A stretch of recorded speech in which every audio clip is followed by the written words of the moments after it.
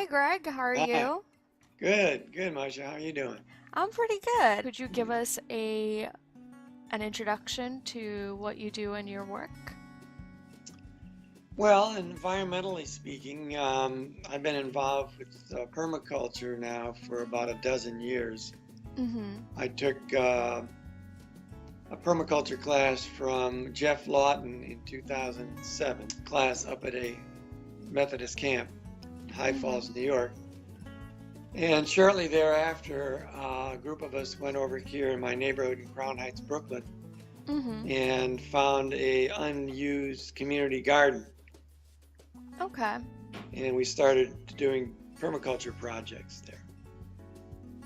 And eventually became the Yamani Garden, Mm-hmm. which features this like 70-foot giant willow tree. And Yeah, it's beautiful. yeah, yeah, Been there. we've added a number of things like a big chicken coop, water collection tank, a Mm-hmm. little aquaponics pond, and a cob oven. Mm-hmm. And then around 2011, we discovered that 20 feet away was a vacant lot filled with weeds, and the city owned it. Mm-hmm. And despite being told they wouldn't do it, we asked, and they said they would to let us use it as a garden. And so we moved all of our planting beds over there and added a bunch more. So now we've got like 13 raised beds over there, and another water storage tank, and a greenhouse. Wow. And the last business day of 2015, the mayor, along with 33 other gardens, announced we were being transferred to the Parks Department. So we'll Mm-hmm. be free from real estate development. Yeah, so could you let us know the problem that you guys had with the Imani Garden and your lot recently because that was a big deal. Well, yeah, we're actually, as I mentioned, there's two gardens. The original one from 2007 and the second one from 2011. Mm-hmm. And in a year ago, in January 2015, and the mayor issued a so-called request for proposals for, I think it was 84 vacant lots, Mm-hmm. of which I think 18 were actually community gardens. Mm-hmm. And they didn't even realize that they were community gardens and never even told the Parks Department that administers the gardens that they were doing Mm-hmm. this. So it was just a complete screw up. Mm-hmm. And this initiated a whole bunch of backlash, and we had a protest in February in front of City Hall, and a lot of letter writing and campaigning, and so on and so forth.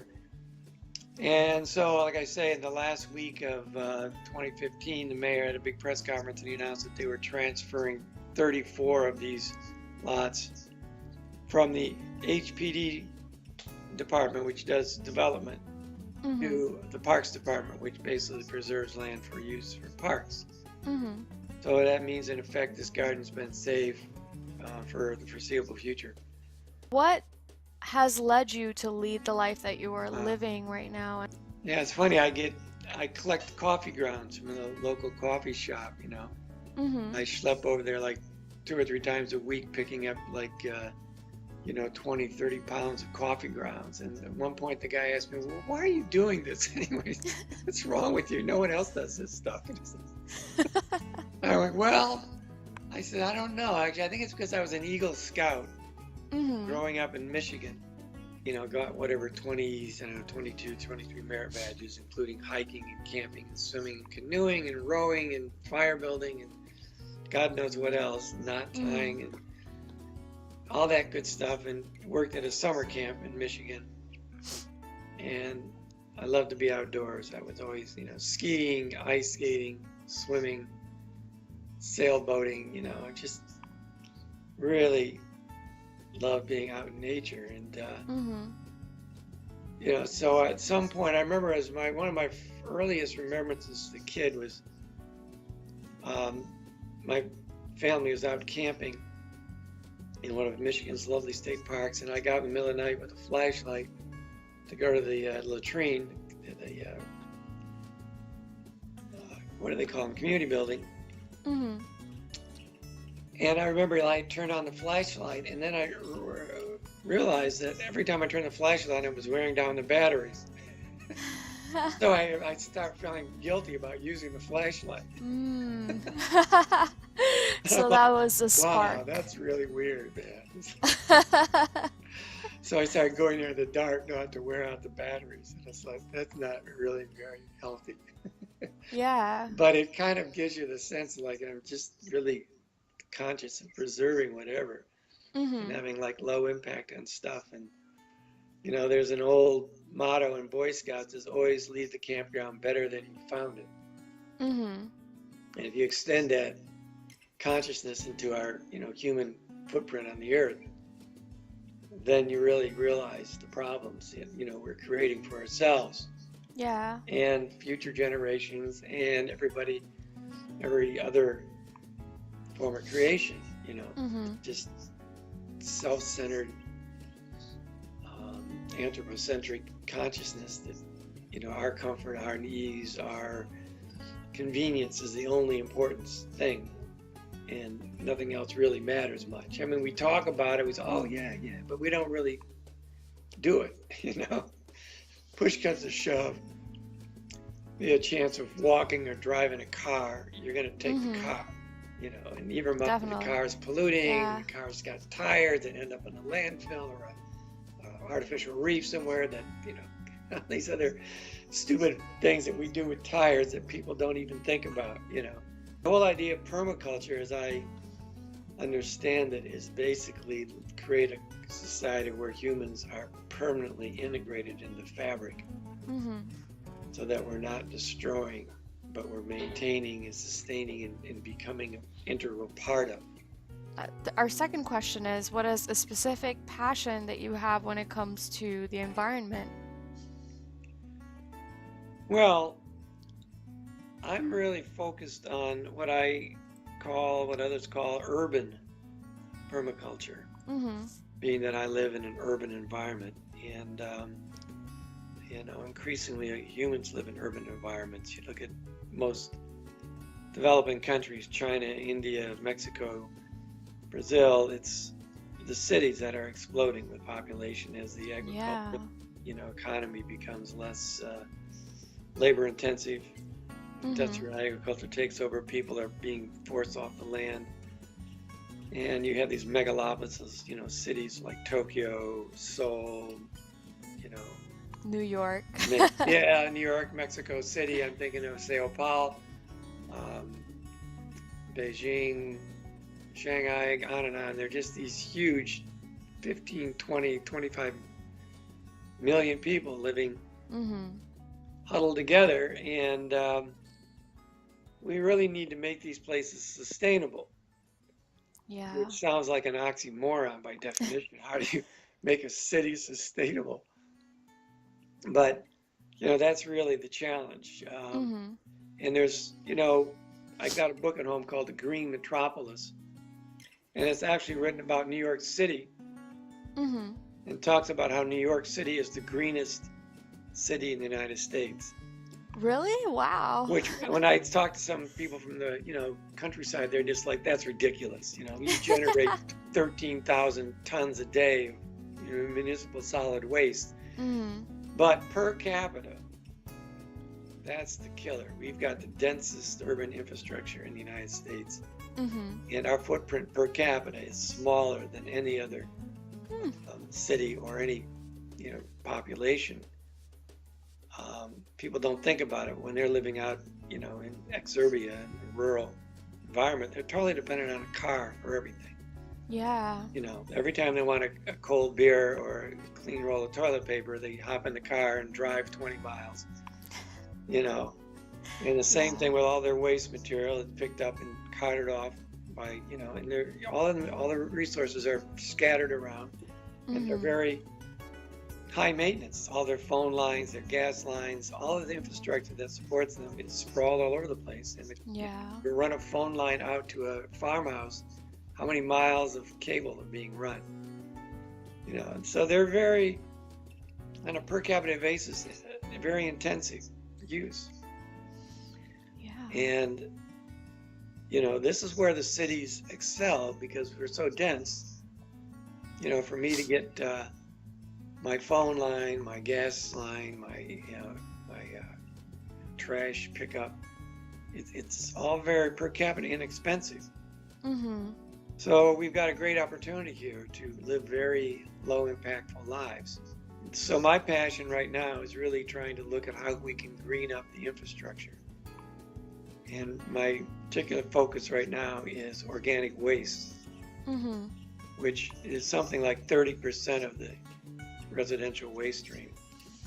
And at present, 99.9% of it's being carted off to landfills Mm-hmm. in Ohio, Virginia, Pennsylvania, etc. And, organics is the heaviest fraction of the waste stream, is 70% water. Mm-hmm. So to be schlepping this material that far involves a huge amount of diesel fuel. And not to mention the wear and tear on the roads. These trucks will weigh, whatever, Mm-hmm. they, I don't know, 50, 60 cubic yards of heavy material. We've been having some very exciting developments around trying to create local, what we call micro carting Mm-hmm. opportunities, and developing composting at some scale using Okay. in-vessel or drum composting machines that can do 30 cubic yards in drums that are 7 feet by 30 feet. So they're very small, and they take 5 days to process 30 cubic yards of organic waste and turn it into compost. A group of us met in December with Bridget Anderson, Mm-hmm. who is the deputy commissioner with sanitation in charge of reuse and recycling. Mm-hmm. And we asked her if she would consider doing an RFP for micro composters, Mm-hmm. which would basically be small or medium scale composting facilities doing less than 10 tons a week,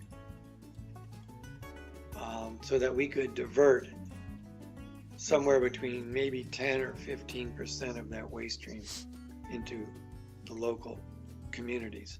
Mm-hmm. Because you think about, you're carting this very heavy material, 100, 200 miles, which is, is heavy. So it's very expensive to haul. And then the material, the compost, if we want it to use in our city, we have to schlep it back again. Mm-hmm. Again, very heavy stuff. And the jobs that are created in these composting facilities would not be New York City jobs. So we're like, why take this expensive, heavy material and export it to other communities Mm-hmm. when we really want it here in our own community? Yeah. So that's what we, pitched to her. And I'm not sure how far we got with that, but we did spend an hour and a half with her and 2 of her assistants going over our ideas. Well, it's a start.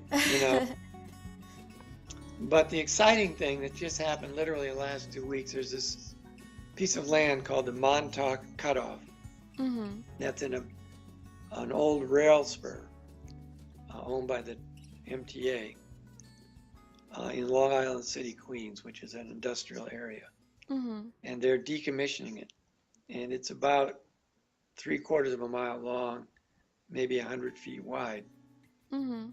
And they're looking for ways to use it. And so there's a request for expressions of interest that's due in, I think, a couple months. Mm-hmm. And one of the uses that we're promoting is composting. And we have a site identified there of about 25,000 square feet. And we could easily fit, maybe 5 or 6 or more of these in-vessel composting machines in there, Mm-hmm. which could handle 5 of them.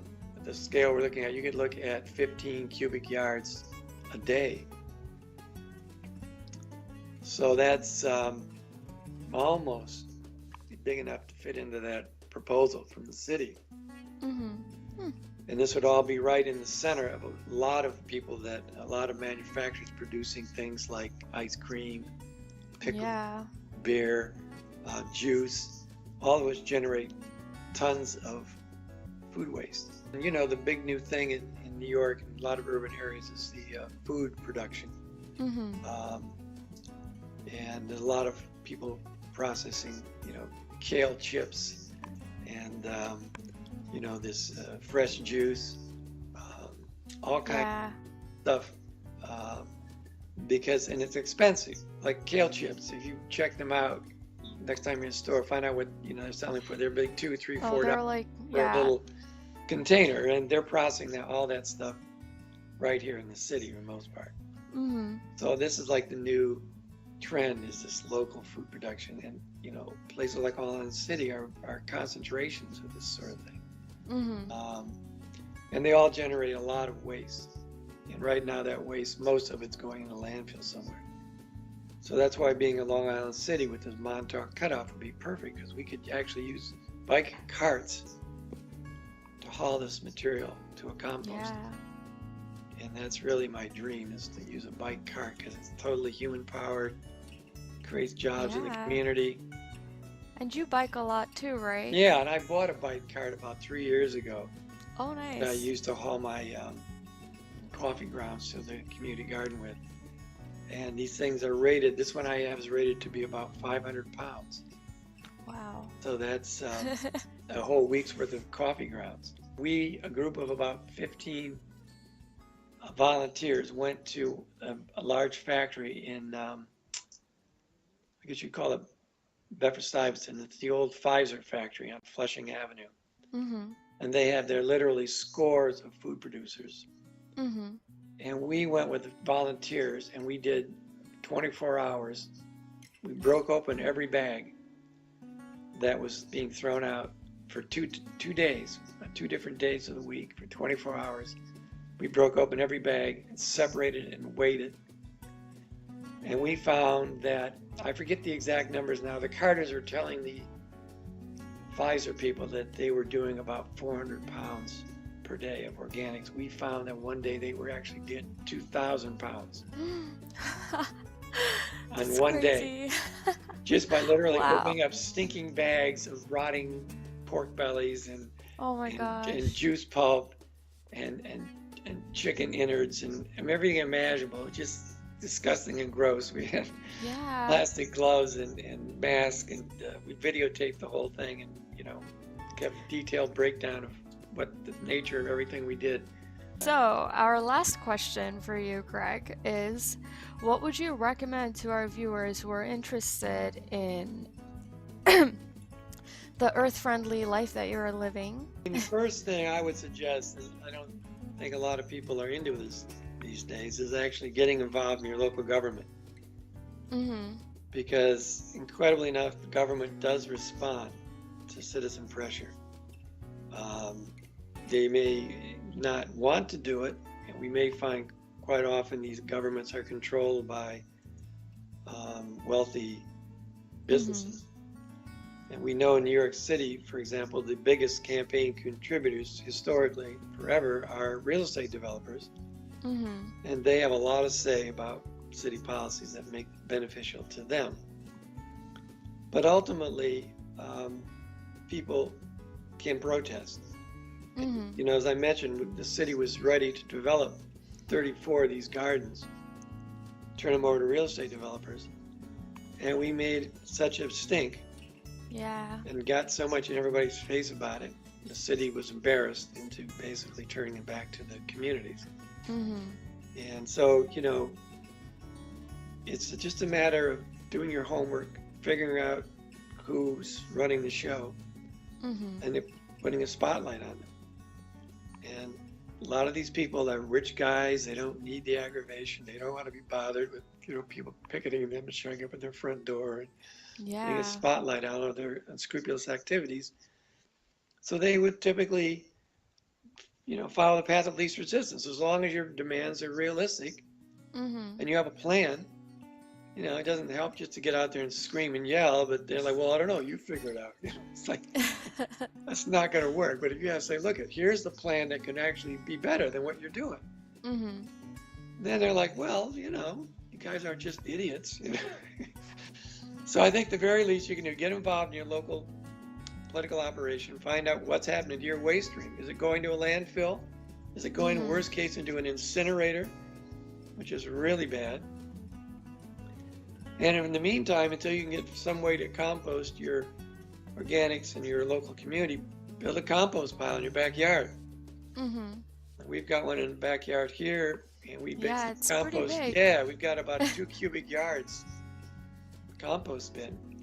And you use that in the raised beds in your backyard And too, then right? we use the compost, and we have our own raised beds. And we grow tomatoes and peppers. We have perennial herbs. Yeah, all organic too. Yeah, It's all great. based on our organic compost that we put in there. Mm-hmm. And so you can divert a lot of your own waste. There are lots of options out there that you can do Interesting. that don't cost anything. You don't have to get any electeds to buy in. You don't have to go any protest. You don't have to go to City Hall once. Mm-hmm. But it's better if the city basically created a situation where everyone is involved and you can divert more than just your waste, but everybody's waste. Mm-hmm. And compost is an incredibly valuable resource. You can use it in your parks program. Landscapers will often pay $50 to $60 a cubic yard Mm-hmm. for compost, and they'll go out to the suburbs or the farms to pick this stuff up. And then you can generate it right here in your own community. And you can put it in Wow. tree beds.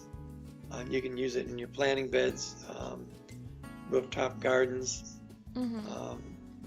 Rich people love to hire gardeners to do gardens on their penthouse decks. You know, all this stuff is requires compost. Yeah. And it's just a matter of people getting out there and say, hey, why aren't we doing this? Mm-hmm. It can be done. Big cities are doing it. Toronto does it. San Francisco does it. They're working on a plan now in San Jose, in Los Angeles. Wow. So this is all happening, you know, and it's doable. Cool. Yeah, that is very valuable advice. Thank you, Greg. You're welcome, Aisha. So, thank you so much, Greg. This You're is welcome. awesome, and Yeah. I hope you have a great day, and Alrighty. good luck with all your projects. Alrighty. Thanks a lot, Aisha. Nice Okay. talking with you. Yep. Bye.